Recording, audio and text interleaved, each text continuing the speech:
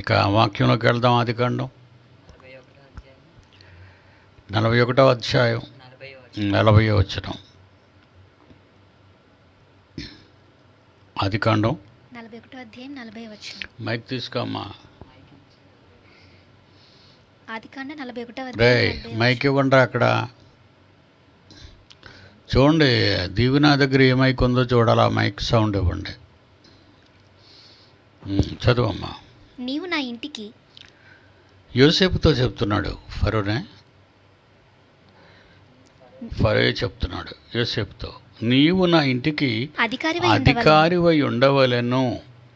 నా ప్రజలందరూ నీకు విధేయులయుందురు. సింహాసన విషయంలో మాత్రమే నేను నీకంటే పైవాడనై ఉందునని యోసేపుతో చెప్పాను. నిజంగా అంత పవరు దేవుడు యోసేపుకి ఇచ్చాడంటే,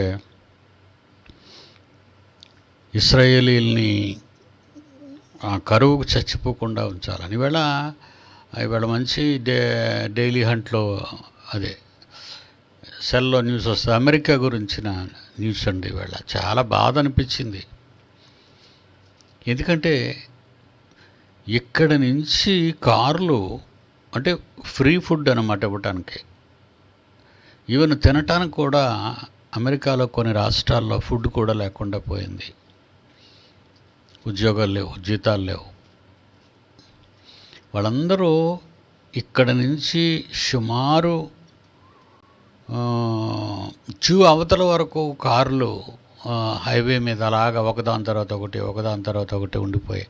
అంటే అమెరికా స్వచ్ఛంద సంస్థ వాళ్ళకి ఈ కొన్ని ఆకలి తీర్చడానికి అన్ని ఐటమ్స్ వాళ్ళు పంచి పెడుతున్నారు, బాక్సెస్లో ప్యాక్ చేసి. చరిత్రలో అమెరికా ఇలాంటి వాతావరణాన్ని చవి చూడలేదు. అలా అని వాళ్ళు మారుతారా, మనసు మార్చుకుంటారంటే మార్చుకోరండి. Next Great Britain.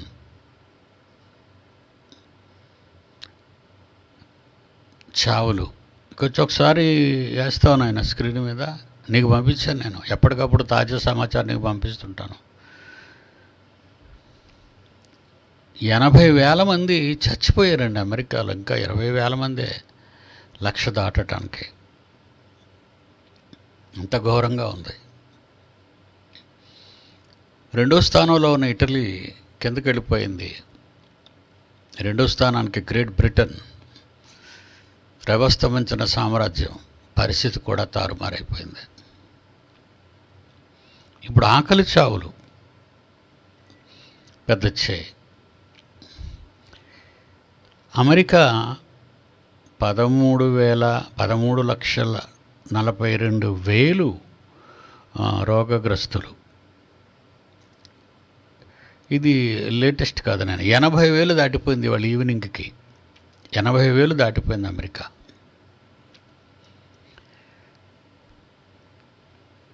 ఇంకా ఆకలి చావులు ఆరంభం అవుతాయి. ఎందుకు ఇలా జరుగుతుంది, అసలు ఎందుకు ఇది ఇలా జరిగిపోతుందని ఎవరైనా ఆలోచిస్తున్నారంటే ఎవరు ఆలోచించటం లేదండి. అవసరం లేదురా. కరువు,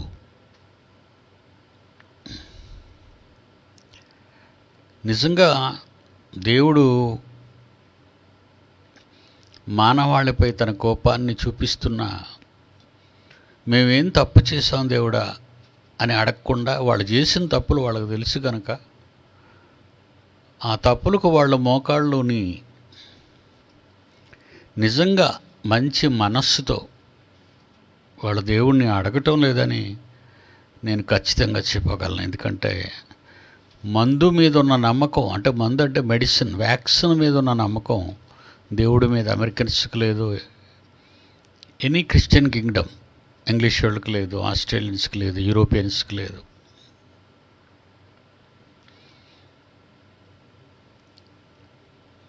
దేవుడి మీద వాళ్ళకి నమ్మకం లేదు.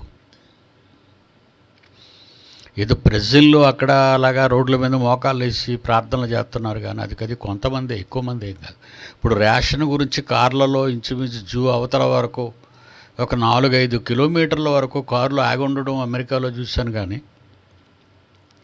అది పొట్లాల కోసం, ప్యాకెట్ల కోసం, ఫుడ్ కోసం. కానీ దేవుని కోసం దేశం అంతా కలిసి తమ తప్పులను ఒప్పుకొని క్షమాపణ కోరుకుంటే దేవుడు దీన్ని ఆపేస్తాడు. కానీ దేవుని మీద ఉన్న నమ్మకం కంటే వీళ్ళందరికీ మెడిసిన్ మీద, వ్యాక్సిన్ మీద నమ్మకాలు ఉన్నాయి. కోట్ల మంది నిరుద్యోగులైపోయారు యునైటెడ్ స్టేట్స్లో. నిజంగా ఈరోజు వాళ్ళు పస్తులుండే దశ వచ్చిందంటే నేను ఎందుకు చాలా బాధపడుతున్నాను అమెరికా విషయంలో. ఇప్పుడు గాడ్ బ్లెస్డ్ అమెరికా అని చెప్పుకొచ్చేవాళ్ళు, ప్రపంచంలో అగ్రరాజ్యం అనిపించుకున్న అమెరికా ఆకలి చావులకు వచ్చేసింది. ఆలోచించారా? స్టేట్స్లో సెటిల్ అయ్యాను, విదేశాల్లో సెటిల్ అయ్యాను, అబ్రాడ్ వెళ్తున్నాను. ఈ పదాలు తిరిగి మళ్ళా స్వదేశాలకు చేరిపోతున్నారు పాపం. చాలా విమానాలు నిన్న మనం 2 రోజుల నుంచి వస్తున్నాయి ఇండియాకి. ప్రపంచ దేశాల్లో చెదిరిపోయినటువంటి భారతీయులందరూ కూడా ఏమనంటే విదేశాల్లో పనిచేస్తున్నాం, అబ్రాడ్లో ఉన్నాం మేము అని చాలా గొప్పలు చెప్పుకున్నారు. అమెరికాయే అడుక్కు తినే పరిస్థితి తెచ్చుకుంది ఈరోజు. గర్వం, అహంకారం, దేవుడి మీద అపనమ్మకం.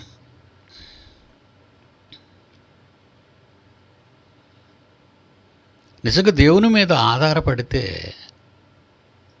ఏ లోటు ఉండదండి. అడవిలో సింహపు పిల్లలైనను ఆకలి కొనను.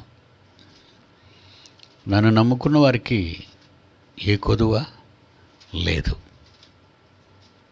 వాట్ ఎ వండర్ఫుల్ అండి. మరి గాడ్ బ్లెస్డ్ అమెరికా అనుకున్నప్పుడు అమెరికా ఆకలి చావుల వరకు వస్తుంది. ఇప్పుడు ఎక్కువ మంది, 80,000 మంది చచ్చిపోయారు ఈవేళ మధ్యాహ్నంకి. 80,000 దాటిపోయింది వాళ్ళది. ఇంకా 1,00,000 దాటడానికి 20,000 ఒక వీక్లో అయిపోతుంది. అది కూడా అడవిలో సింహపు పిల్లల ఆకలి కొనును, నన్ను నమ్ముకున్న వారికి ఏ మేలు కొదవలేదు అన్నాడు. దేవుని మాట అబద్ధం కాదు, అసత్యం కాదు. 34వ కీర్తన గట్టిగా 34వ కీర్తన 34వ కీర్తన 10వ వచనం. 10వ వచనం. 34వ కీర్తన 10వ వచనం. సింహపు పిల్లలు లేమి గలవై ఆకలి గొనును, లేమి గలవై ఆకలి కొంటాయి. యెహోవాను ఆశ్రయించు వారికి ఏ మేలు కొదువై ఉండదు. అదే మాట యేసుక్రీస్తు వారు వచ్చి చెబుతారు. నా రాజ్యం, నా నీతి మొదట వెతకండి. మత్తయి సువార్త 6వ అధ్యాయం 33. మత్తయి సువార్త 6వ అధ్యాయం 33వ వచనం. మీరు ఆయన రాజ్యమును, ముందు మీరు ఆయన రాజ్యం, సంఘం ఎక్కడుందో చూడండి. ఆయన రాజ్యమును, నీతిని మొదట వెతకండి. అప్పుడు అవన్నీ మీకు అనుగ్రహింపబడును. ఏవన్నీ? మీకు అవసరమైనవన్నీ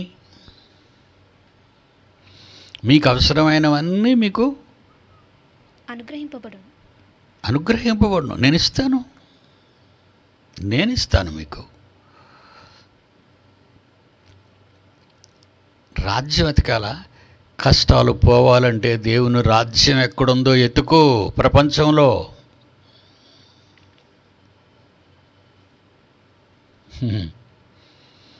నీ రోగాలు పోవాలంటే ఎక్కడుందో ఆయన రాజ్యం వెతుకు.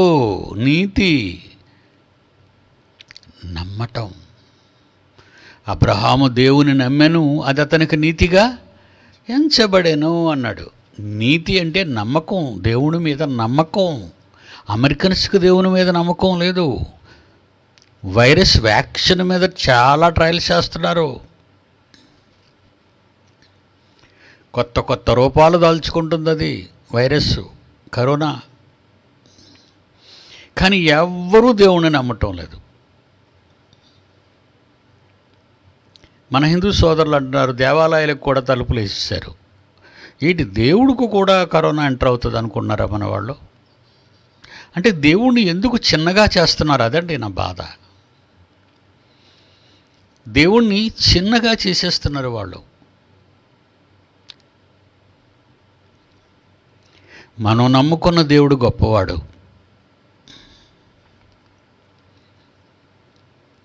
అడవిలో సింహపు పిల్లలు ఆకలి కొంటాయి. సింహపు పిల్లలే అంటే సింహపు పిల్లలే ఎందుకు అంటున్నాడు? మృగరాజులవి కాబోయే మృగరాజులు. అరణ్యానికి మృగరాజు ఏది? సింహం, దాని పిల్లలు.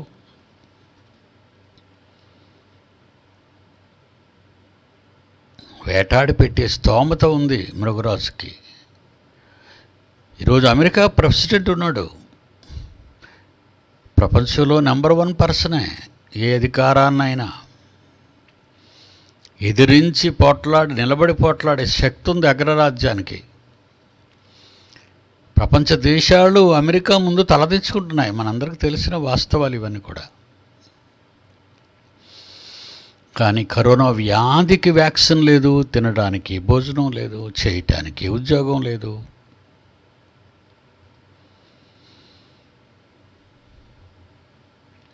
లాక్డౌన్ ఎత్తేమని ఎందుకు అంటున్నారు? బయటకు వచ్చి దండుకోవడానికి. ఫర్ యువర్ ఇన్ఫర్మేషన్, బయటకు వచ్చి కార్ల మీద కిలోమీటర్ల కొద్ది కార్లు వెయిటింగ్లో ఉన్నాయి ఈవేళ న్యూస్ సెంటర్లో.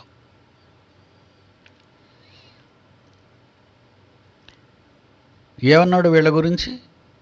దేవుడు ఏమని రాయించాడు వీళ్ళ గురించి? సింహపు పిల్లలతో సరిపోలేదా? క్రీస్తు వచ్చేవన్నాడు. 2000 సంవత్సరాలు అయింది ఆయన ఈ మాటలు చెప్పి. ఏమన్నాడు? మత్తయి సువార్త 6:33. మీరు ఆయన రాజ్యము ఎక్కడుంది? ఆయన సంఘము ఎక్కడుంది? క్రీస్తు సామ్రాజ్యం ఎక్కడుంది? సార్వత్రిక సంఘం. మీరు ఆయన రాజ్యమును వెదుకుడి, నీతిని మొదట వెతుకుడి. ఆయన రాజ్యాన్ని నీతిని వెతకండి. అంటే రాజ్యం ఉంది కనుక, మనుషుల మధ్య దేవుని రాజ్యం ఉంది కనుక వెతకమంటున్నాడు ఆయన. ఆదివారం కనుక ఆరాధనకి వెళ్ళడం నీతా? ఆదివారం కనుక గుడికి వెళ్ళడం నీతా? ఏదో వారంలో నీకు సెలవు కనుక నువ్వు దేవుని దగ్గరికి రావడమా? మేము అలాంటి వాళ్ళం కాదండి. ఏ క్షణమైనా దేవుని దగ్గరికి వెళతాం, దేవునిలో ఉంటాం, దేవుని పనిలోనే బ్రతుకుతాం. ఈరోజు వాళ్ళు నమ్ముకున్న ఉద్యోగాలు ఊడిపోయాయి. వాళ్ళు దాచుకున్న డబ్బు కరిగిపోయింది. వారు చేరుకున్న దేశాల నుంచి త్రోలు వేయబడుతున్నారు. వారి స్వదేశాలకు స్వస్థలాలకు వచ్చేస్తున్నారు. ఆయన రాజ్యము నీతిని వెతకటం లేదు. మీరు నమ్మకం లేదు దేవుడి మీద.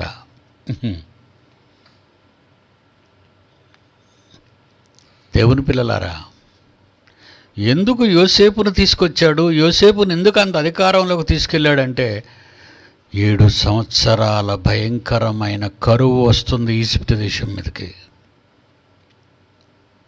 ఆ కరువుతో లక్షలాది మంది, కోట్ల మంది చచ్చిపోతారు. ఇక ఆకలి చావులు ప్రతి దేశంలోని ఆకలి చావులు అనేవి ఉంటాయి. ఎందుకంటే వాళ్ళు నమ్ముకున్న పంటను, వాళ్ళు నమ్ముకున్న నీళ్లను, వాళ్ళు నమ్ముకున్న వర్షాన్ని, వాళ్ళు నమ్ముకున్న భూమిని, వాళ్ళు నమ్ముకున్న విత్తనాలని నమ్ముతారే తప్ప దేవుణ్ణి నమ్మరు. ఆయన రాజ్యాన్ని, నీతిని వెతకరు.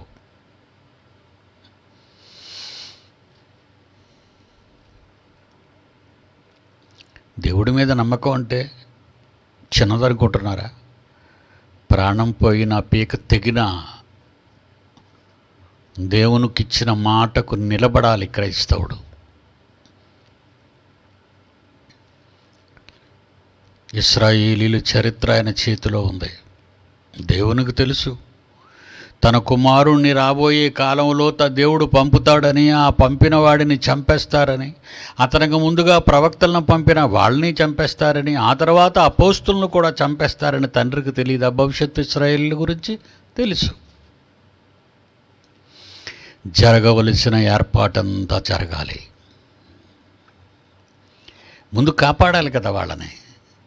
ఆయన చేసిన పవిత్ర కార్యక్రమాలు, ప్రేమ కార్యాలు ఇశ్రాయేలీయులు తెలుసుకోవాలి. అందుకే యోసేపును రప్పించాడు.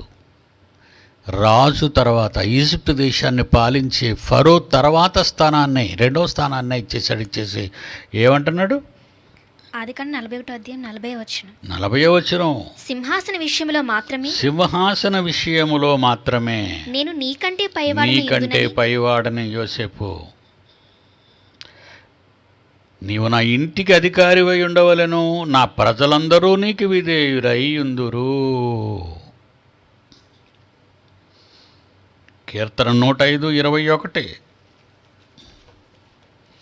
కీర్తన 105:21.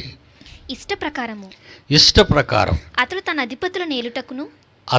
అధిపతులను ఏలుటకును, తన పెద్దలకు బుద్ధి చెప్పుటకును, తన ఇంటికి యజమానునిగాను, తన యావదాస్తి మీద అధికారినిగాను అతను నియమించెను. కీర్తనాకారుడు రాస్తున్నాడు. చూసారా, ఎందరో చరిత్రలో ఇలాంటి వాళ్ళు పుట్టుకొస్తూ ఉంటారు. ఒకప్పుడు యోసేపు పుట్టుకొచ్చాడు, తరువాత క్రీస్తు పుట్టాడు, తరువాత పౌలు పుట్టాడు. నమ్మకం. ఏమంటున్నాడు కీర్తనాకారుడు? 105వ కీర్తన 21. త్యాగదనులు, ఆయన రాజ్యమును నీతిని వెతికిన వాళ్ళు, నీతిమంతులైన వాళ్ళై ఉండాలంటే దేవుని ఎలా నమ్మాలి? నమ్మేశామని మాటలతో కాదు, నీ హృదయాంతరాలలో ఆయన మీద నమ్మకం ఉండాలి నీకు. నేను ఎప్పుడూ మీ అందరికీ చెప్తాను, నాకు నా తండ్రి అంటే చాలా పిచ్చి, నాకు నా తండ్రి అంటే ఎంతో ప్రేమ. అతని కంటే ఎవరిని సమాజంలో ప్రేమించను, అతని తర్వాతే ఎవరికైనా స్థానాన్ని ఇస్తాను.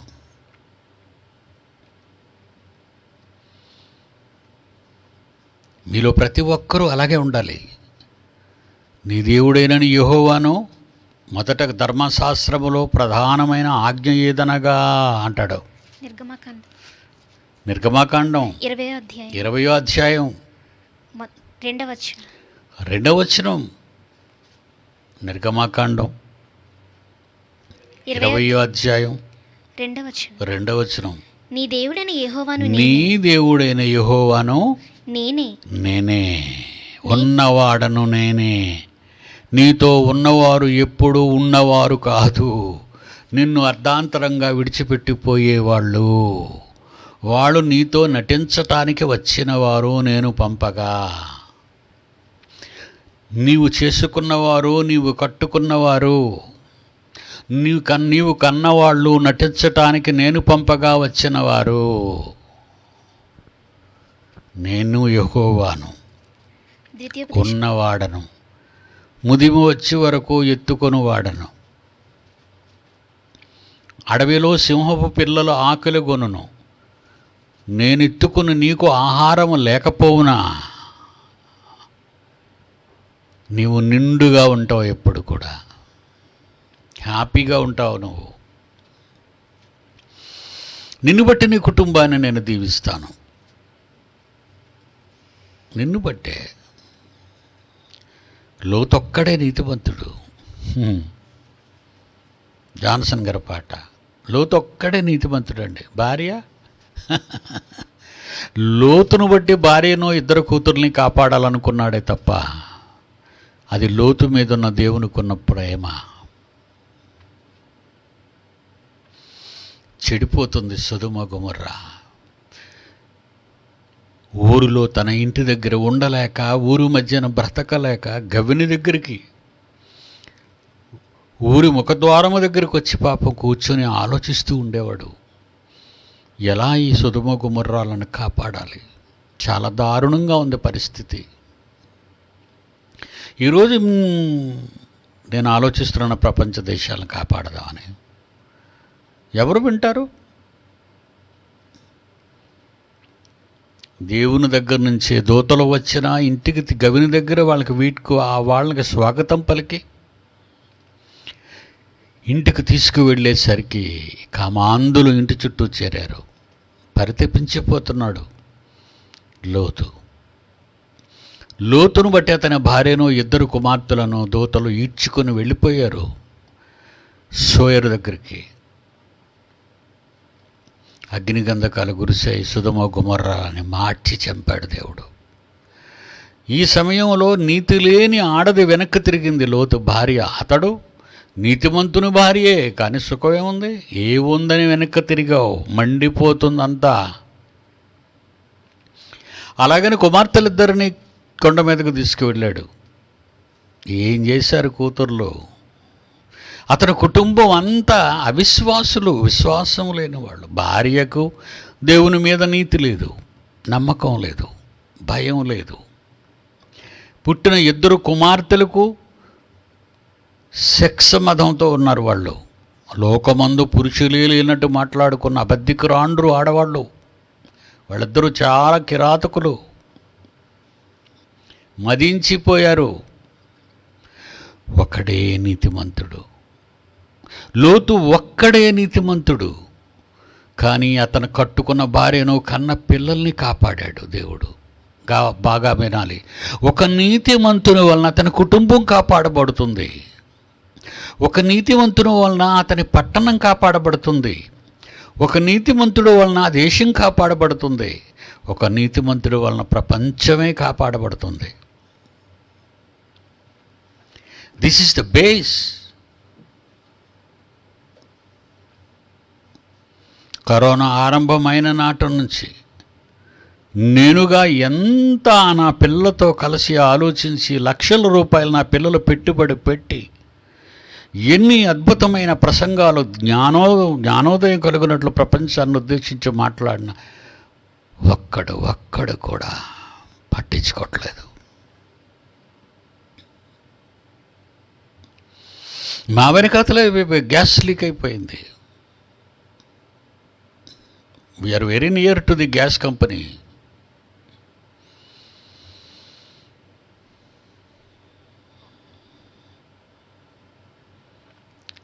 మమ్మల్ని కాపాడుకున్నాడు, నా పిల్లలందరినీ కాపాడాడు, సంఘస్థులందరినీ కాపాడాడు నా తండ్రి. నన్ను బట్టి మర్చిపోకూడదు.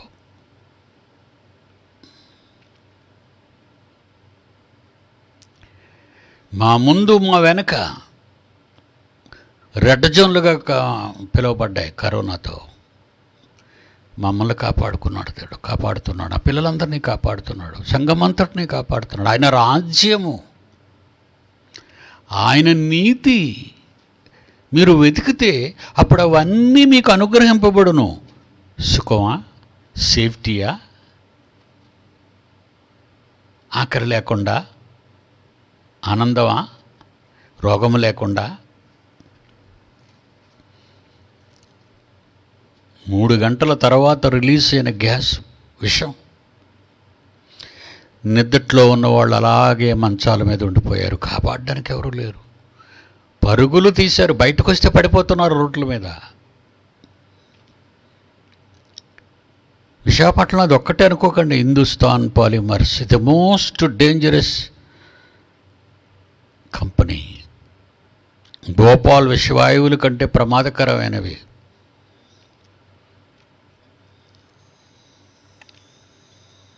హెచ్పిసిఎల్ ఆల్రెడీ ఒకసారి జరిగింది ప్రమాదం, చాలామంది మరణించారు, బర్న్ అయిపోయింది. స్టీల్ ప్లాంట్, ప్రతి ఇండస్ట్రియల్ బెల్ట్ అండ్ అదంతా షిప్ యార్డ్ నుంచి అనకాపల్లి వెళ్ళినంత వరకు అదంతా కూడా ఇండస్ట్రియల్ విషవాయువులతో కూడుకున్న ఫ్యాక్టరీలు అవన్నీ.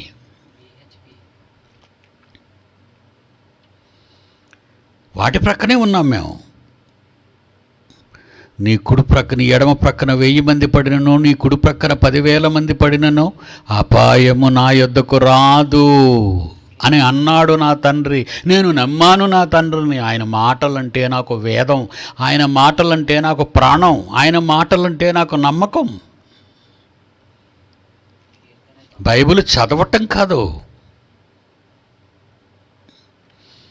బైబిల్ని పరిశోధించాలి. ఇశ్రాయేలీలందరూ కూడా ఈజిప్ట్లోనే చచ్చిపోదురు, లక్షల మంది వచ్చేవారు కాదు. 7 సంవత్సరాల తర్వాత యాకోబు తన కుటుంబం అంతటిని ఈజిప్టుకు తీసుకొచ్చిన తర్వాత 7 సంవత్సరాలు పంటలు విపరీతంగా పండాయి. ఆ పండిన పంటను భద్రపరిచి మరో 7 సంవత్సరాల వరకు ఏ లోటు లేకుండా సిద్ధం చేయించాడు దేవుడు యోసేపు ద్వారా. అందుకే ఫరో తన తర్వాత స్థానం యోసేపుకి ఇచ్చాడు. అలా యోసేపు రావటం వల్ల తన తండ్రిని, తన అన్నదమ్ములందరినీ పిలిపించుకున్నాడు ఇంటికి, ఈజిప్ట్ దేశానికి. కరువు 7 సంవత్సరాలలో యాకోబు సంతానం కాపాడబడింది. లేకపోతే నిజంగా వాళ్ళు పాలస్తీనాలోనే ఉంటే, వాడు ఈజిప్ట్ రాకముందు ఉండే ప్రాంతంలో ఉంటే చచ్చిపోయేవాళ్ళు. ఆ రోజే ఇశ్రాయేలీయుల జాతి నాశనం అయ్యేది. కానీ దేవుడికి ఇచ్చాడు మాట. ఆకాశమందున్న దేవుడు వాళ్ళకి ఇచ్చాడు మాట. అబ్రహాము, ఇస్సాకు, యాకోబులకి 3వ తరం యాకోబు, నీ సంతానాన్ని సముద్ర తీరమునున్న నక్షత్రాల్లా చేస్తాను, నీ సంతానాన్ని ఆకాశమందున నక్షత్రాలుగా, సముద్ర తీరమును ఇసుక రేణువులుగా చేస్తానని మాటిచ్చిన దేవుడు మాట తప్పడు, అనుకున్నది జరిపిస్తాడు. వాళ్ళెంత క్రూరులైనా మాటిచ్చాడు.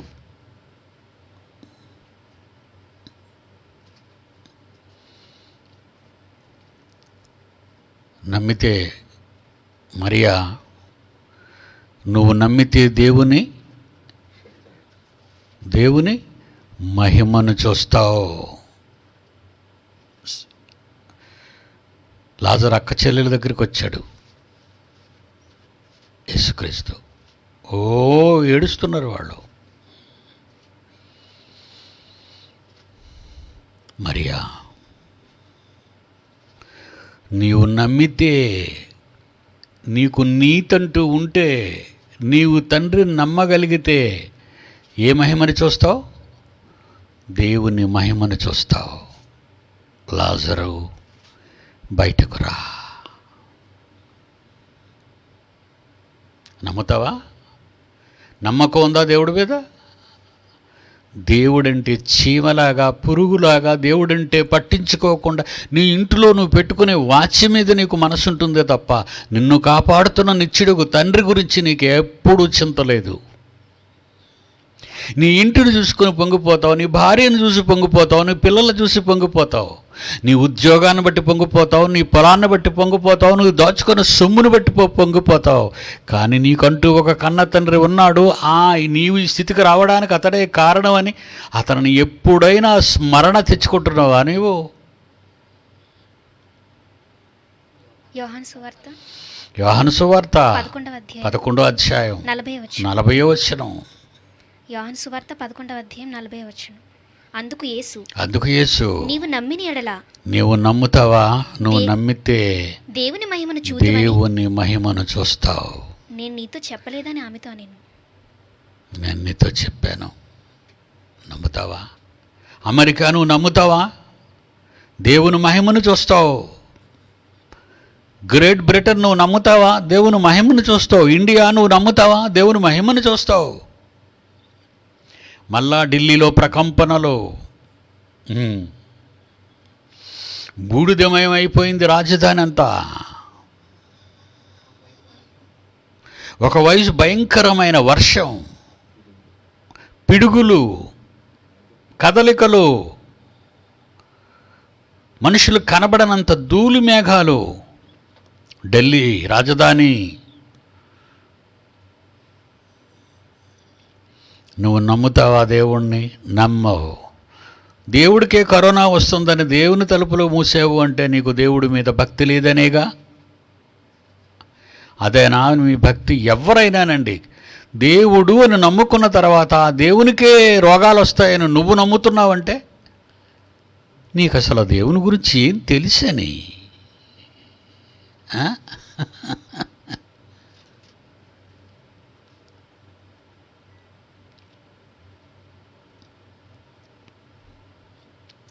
7 సంవత్సరాల ఆకలి చావులలో యాకోబు సంతానం నశించకుండా ఉండాలి అంటే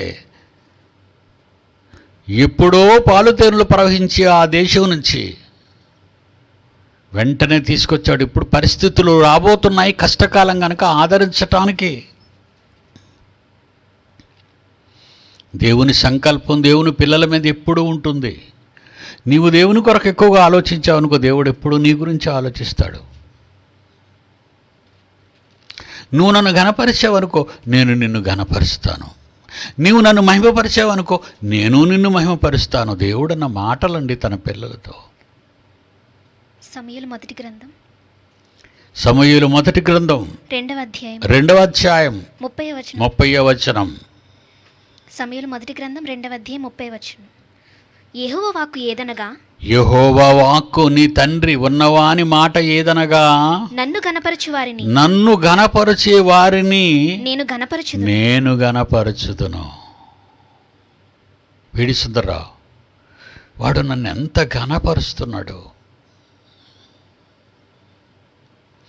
శాస్త్రవేత్తలు పిలక పట్టుకుని తిప్పుతున్నాడు. చరిత్రకారులు కాళ్ళను తెగ నరుకుతున్నాడు. నన్ను తప్పుగా మాట్లాడిన వారందరూ నోరు మూయిస్తున్నాడు. Is my son. నన్ను ఘనపరుస్తున్నాడు కనుక నేనేం చేయాలి? నన్ను ఘనపరచు వారిని నేను ఘనపరచాలిగా. అందుకే వాడిని పైకి తీసుకువెళ్ళిపోతున్నాను. ఆకాశమంత ఎత్తులో వాడిని నిలబెట్టాను. వాడి తల్లి గర్భమును నిలబెట్టాను.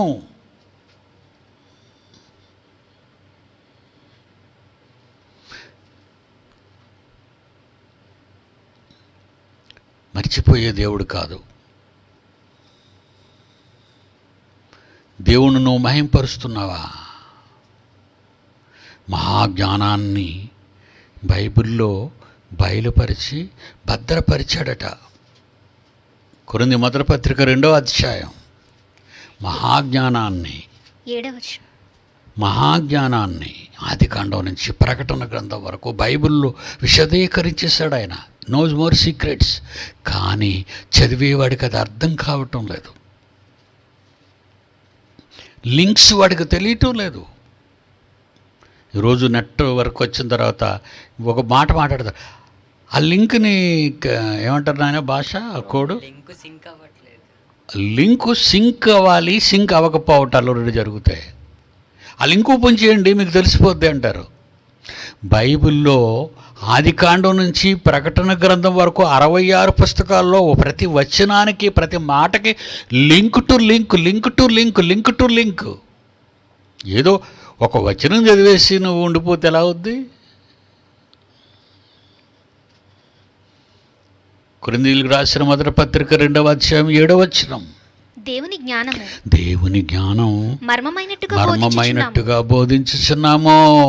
ఈ జ్ఞానము ఒకప్పుడు మరుగై ఉండేది. జగత్తు ఉత్పత్తి ముందుగా, ఈ లోకం పుట్టక ముందే దీనిని దేవుడు మన మహిమ నిమిత్తము నియమించెను. పీడి సుందర్రావుని మహిమపరచాలి అంటే శాస్త్రంలోనికి వాడిని తీసుకెళ్ళాలి, చరిత్రలోనికి వాడిని తీసుకెళ్ళాలి, ప్రపంచ దేశాలలోనికి తీసుకెళ్ళాలి వాడిని.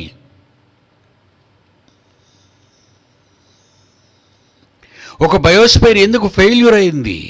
ఒక హ్యూమన్ జీనోమ్ ప్రాజెక్ట్ ఎందుకు ఫెయిల్యూర్ అయింది?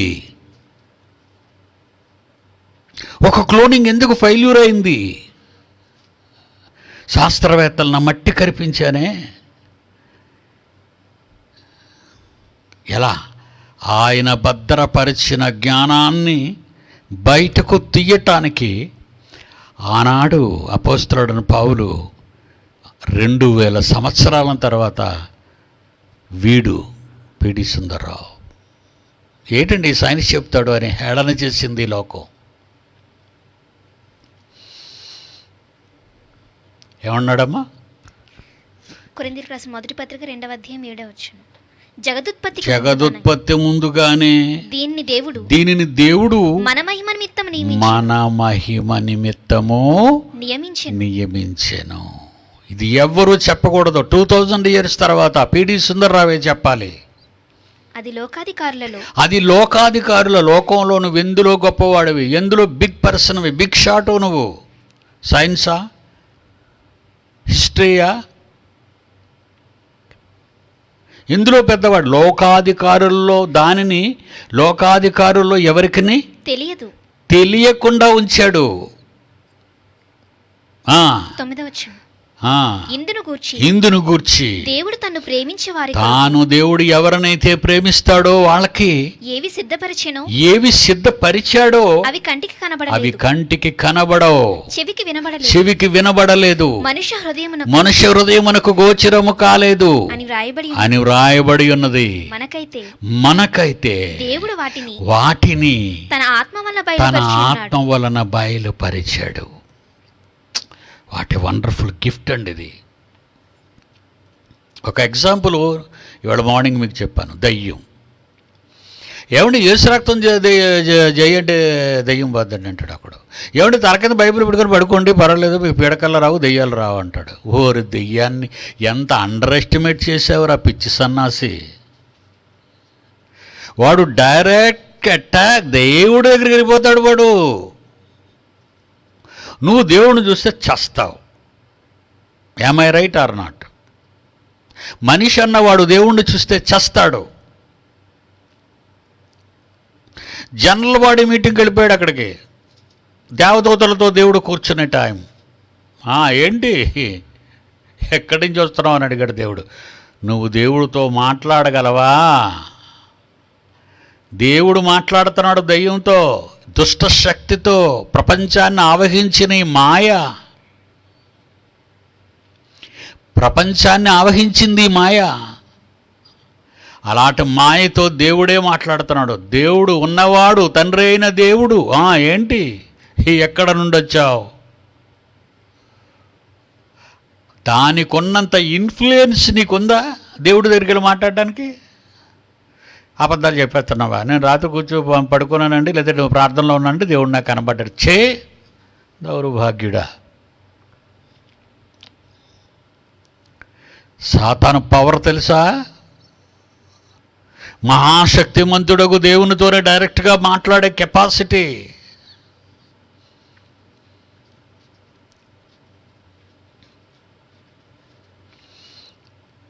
అధికార పార్టీ సీఎం, ప్రత్యర్థి పార్టీ సీఎంలు ఉంటారు, చంద్రబాబు, జగన్, వీళ్ళిద్దరు మాట్లాడుకుంటారు. సామాన్యుడు వీళ్ళిద్దరితో ఎవరితోనైనా మాట్లాడగలడా? నో ఇంటర్వ్యూ, ఖాళీ లేదు. దేవుడిని ఒక్కసారి ఊహించుకో. దేవుని దగ్గరకు వెళ్ళింది సైతాను, మాయా.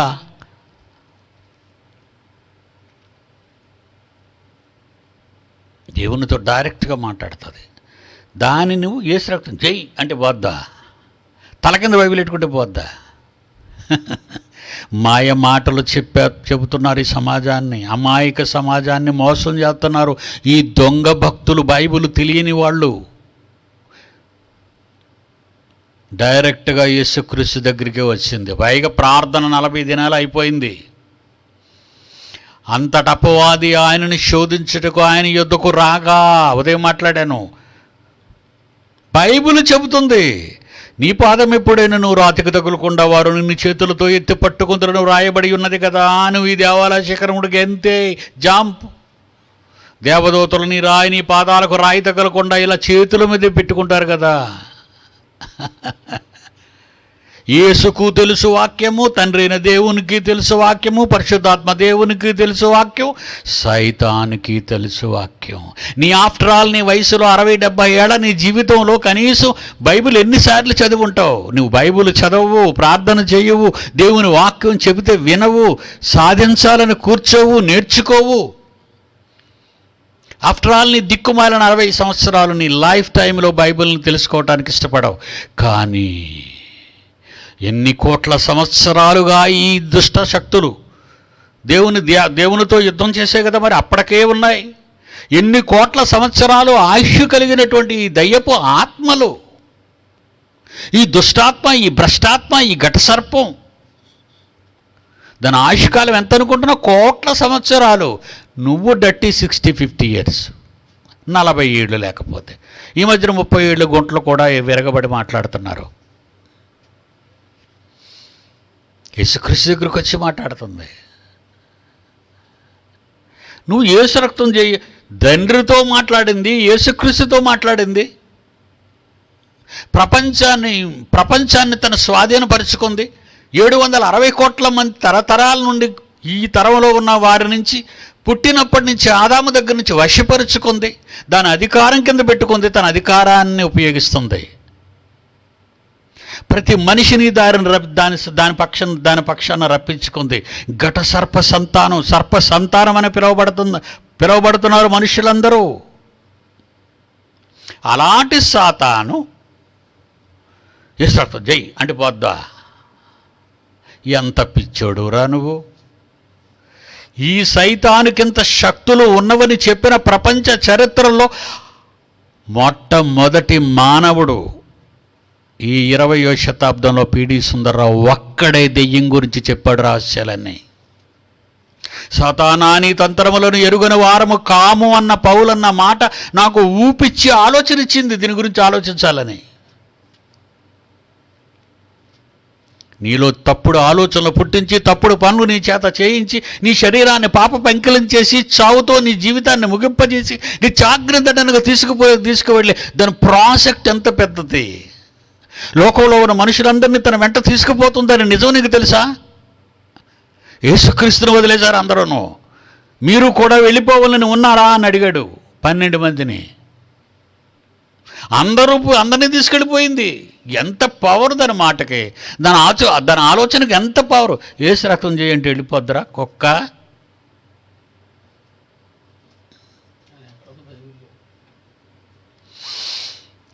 జీవగ్రంథములో వ్రాయబడిన పరమ రహస్యాలు ఎన్నో బయలుపరచబడి ఉన్నాయి. వీటిని పరిశోధించడానికి ప్రయత్నించు. దివారాత్రము దానిని ధ్యానించేవాడు నీటి కాలువల యోరను నాటబడిన వాడై ఆకు వాడక తన కాలమంజు పళ్ళే పళ్ళు కాసేస్తుంది అది. ఎందుకంటే నీటి కాలువల ఓరను నాటబడ్డాయి, ఒడ్డును నాటబడ్డాయి. జీవగ్రంథంలో నువ్వు నాటబడి ఉంటావా? ప్రతినిత్యము దేవుని వాక్యాన్ని స్మరణ చేస్తున్నావా? నీ ఆలోచనలోనికి దేవుడు వస్తున్నాడా? నీ ఆలోచనలోనికి బైబిల్ వస్తుందా? బైబిల్ చదువు. ఈ ప్రపంచ పిచ్చి జ్ఞానం వద్దు. ఈ గిక్కలు చదివిదిగో మొత్తం అంతా దిగిపోతున్నారు.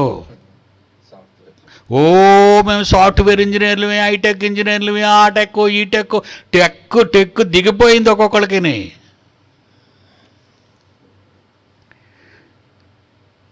కాలేజీకి వెళ్తున్నారండి పిల్లలు. డాక్టర్ని చదివిస్తానండి, నువ్వు ఇంజనీర్ని చదివిస్తానండి. హార్డ్వేరు సాఫ్ట్వేరు, ఆ తర్వాత పెట్టిలో పెట్టి సమాజ్ చేస్తూ ఉండే. అయిపోయిందా? నీ దిక్కుమాలిన చదువు తగలెట్ట. జానుడు పొట్ట కోసమేనా నీ బ్రతుకంతానా? నీ వాళ్ళ కోసమే నీ చింతంతా? దేవుణ్ణి బలమైన చెట్టును విడిచిపెడుతున్నావు, బలమైన నీడను విడిచిపెడుతున్నావు, బలమైన పర్వతాన్ని విడిచిపెడుతున్నావు, దిక్కుమాలిన దెయ్యపు మాటలకు లోనవుతున్నావు, లోక జ్ఞానానికి చదివిస్తున్నావు, లోక జ్ఞానం కోసం నీ పిల్లల్ని బతికించుకుంటున్నావు. ఎన్నిసార్లు చెప్పాడు పిడి సుందర్రావు.